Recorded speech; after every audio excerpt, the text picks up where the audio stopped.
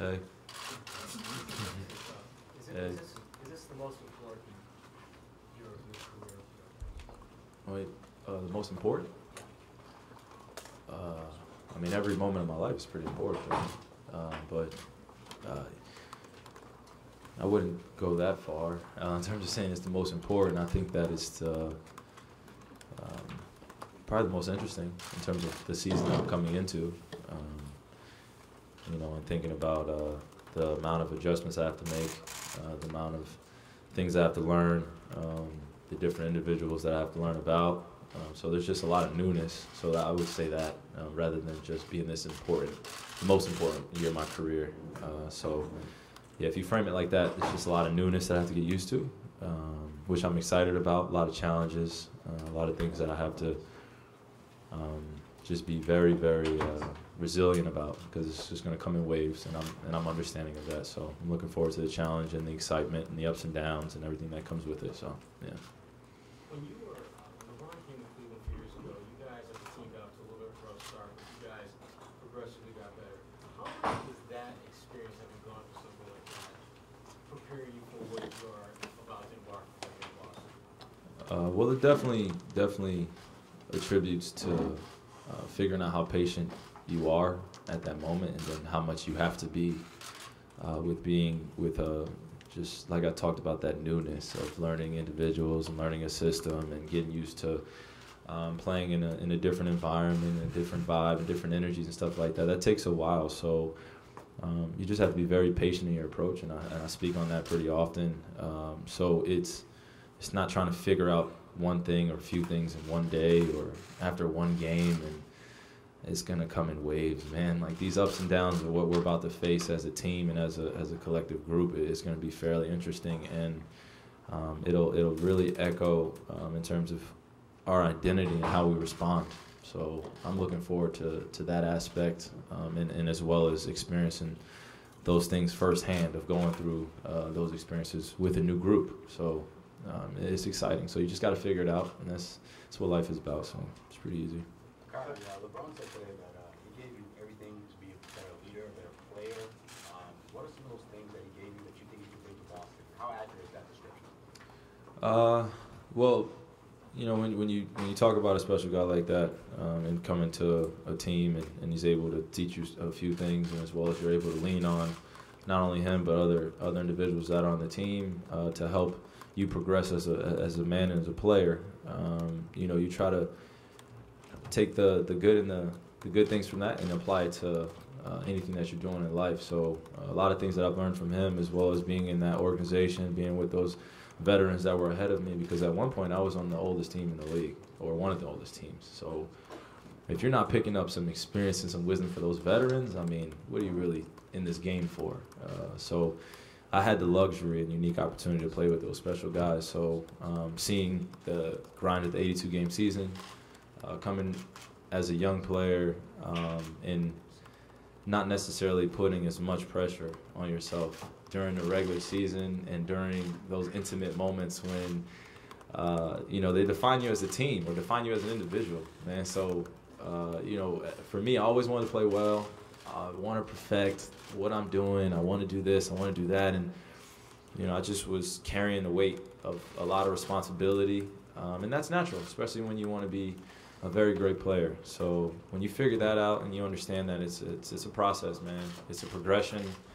It's peaks and valleys. You want to necessarily stay at the peaks as long as you can. That's the echo of greatness, how long you can stay at that top echelon. And I had the unique opportunity to be on a team like that, of having the target on our back constantly and going into situations and being able to get the best shot from all the best teams in the league. So. KYRIE, LeBron also said that he wondered whether there was something that he could do better in order to keep you from making that trade request. What would you tell him? Wait, Fred, can you ask that one more time? He basically said he wondered if there was something that he could do better in order so that you didn't request to be traded. Oh, yeah. Okay. What would you tell him? I mean, if we ever have that conversation, I don't think it's for anybody else but me and him. So. Were there things, though, that you felt like, even if like that's what I'm saying, Jeff. Like even if there are things like it's not anybody else's business. It's just really between two men. So that's really where it is. You know? As much as you would like, as much as everyone here would love to hear that, it's just that's between two men, and that's what it is. listen, Yeah. I think everybody would like to know, and I know you've kind of talked about it to some degree, but not the details of why you wanted to leave Cleveland, I guess, more than anything else. Yeah. Do you want to have that discussion? I mean, like I said, if it happens or not, I'm pretty sure you guys won't know about it. So it's not whether or not I want to or not. It's literally just about having the respect of two men and having that conversation be respected. That's all. KYRIE, I'm wondering what your reaction was when you heard the president's comments over the weekend about NFL players and also his comments on Steph Curry. Man, it was a heck of a weekend. I'll tell you that. It's been a lot of emotions, a lot of disconnect, a lot of opinions, a lot of things that have feelings of things that have either happened this weekend or that have happened in the past, and people have problems with, and to be able to have that realization that our voices can be heard and understanding the intent on why individuals do the things that they do in order to feel like they're making a change in society or they're pushing forward a culture that ultimately was founded on some questionable things, you know, and it's your right to have that ability to stand up and say something, whether that be kneeling, whatever the action is, as long as the individual knows the intent behind it. There is no black and white, there is no gray area between, there is no figuring it out. It's what's right, and that's what's right for our society and human beings. It's not between the veterans and the military and someone kneeling in the national anthem. It's much bigger than that. It's a human being thing. And knowing that intent on fighting the inequalities of certain things that you have a problem with, I feel like it's every person's right to speak up and say what they feel on it. As long as it's not with the intent to create more and more division between people. I don't think that's how we further anything going forward. And I think that's what it's done, unfortunately, at times. It's created a division between people, between the race and social classes and everything. So it goes along the line. It goes along the line of what's been going on in history for a while, and it's good to see people fighting for their rights and fighting for human equality rather than just one particular thing. So. Do you think that athletes are just starting to realize the power they have in terms of that kind of a platform? You said just starting to? Well, maybe they're more emboldened. Yeah, I guess you could say that. I think that certain individuals have definitely taken a stance, and the positive repercussions have never come. They've either disappeared, or they've never been heard from again, or you haven't heard anything from them again, or they've lost their job, or they've done something for standing up for what they believe in. And it's been coming from individuals that have bashed them for making a decision based on what they want to do with their lives, and that's something I can't agree with. So whether it be more athletes are bold or more people are bold to come forward, it's been happening throughout history. Just depends on whether you want to acknowledge it or not. Carter, does it get worse before it gets better? You said, does it get worse before it gets better? The hope is progression, man. The hope is progression.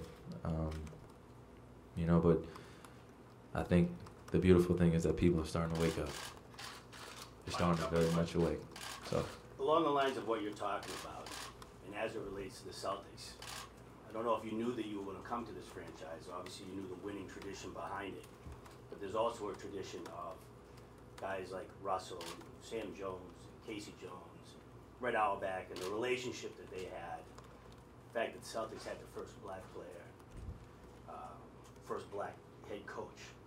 Mm-hmm. Does that resonate with you now that the organization that you're with has that history? Because it seems like it's very important to you.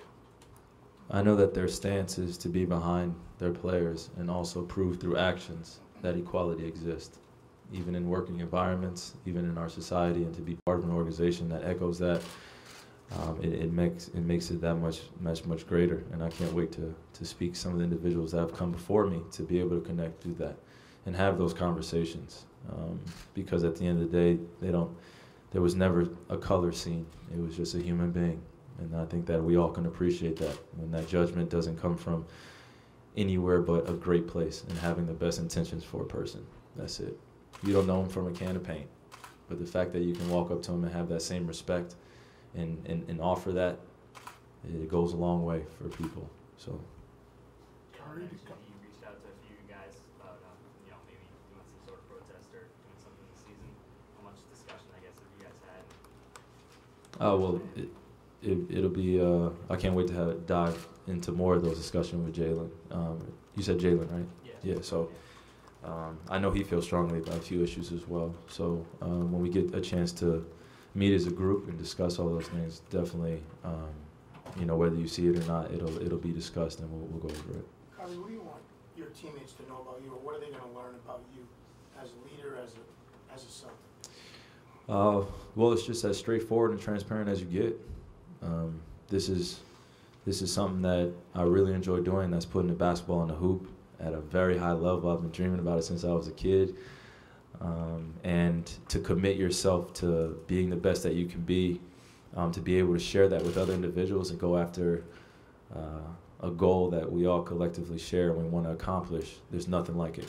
There's nothing greater than being on a team and sacrificing the time that, and as I think you guys can all attest to this too, is that the sacrifice of traveling and the sacrifice of going to different cities and figuring out, the analysis of basketball and basketball information. And us as athletes and players, it's our job just to commit ourselves. So we give up a lot of that time, and we end up being with each other more than we were with our families for the majority of the time. And that's a commitment you got to make to the game. And I've made that commitment since I've come into the league. Now, I may not have understood what that commitment may have meant when I was a younger player, but now I'm definitely able to share what that means to me and how we can accomplish a goal bigger than ourselves by just being honest and going out there and competing. Last question for KYRIE. KYRIE, do you think you're fully respected for your intellectual thoughts off the floor as well as your game on the floor? Is that something that has bothered you or has an issue with over the years that? I mean, I care. Yeah. I care just like any other individual. It's just that, at times you wish that, that same respect could be echoed through other people. You know what I mean? But you can't worry about it. If it's strictly a basketball and you want to talk analysis of basketball, I'm cool with that as well. But to kind of, I never want to mask what I'm about and who I am. And to my teammates, to anybody here, like, I'm not here to necessarily befriend everyone, but the respect, that's all you could want. And if you want to talk about those issues that are definitely plaguing our society, I'm cool with that as well. I'm an open book. I read as just as much. I want to learn more about people just as much. And I love this world like anyone else. So I want to see it go forward in any way that I can do that, whether that through basketball or whether that through connecting with you guys, speaking to you individually or whatever the case may be. I enjoy it because I care about people.